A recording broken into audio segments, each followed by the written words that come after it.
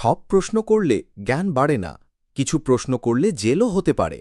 আমাদের প্রশ্ন করার স্বাধীনতা আছে, কিন্তু সেই স্বাধীনতার সাথে আসে দায়িত্ব। এমন প্রশ্ন করুন যা জ্ঞান বাড়ায়, মানুষকে সাহায্য করে এবং সমাজকে এগিয়ে নিয়ে যায়।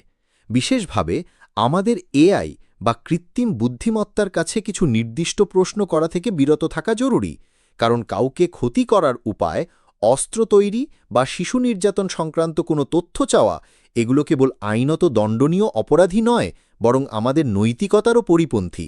এছাড়া ধর্ম, জাতি বা ভাষার বিরুদ্ধে ঘৃণা ছড়ানো বা কারো ব্যক্তিগত তথ্য জানার চেষ্টা করাও গুরুতর অপরাধ।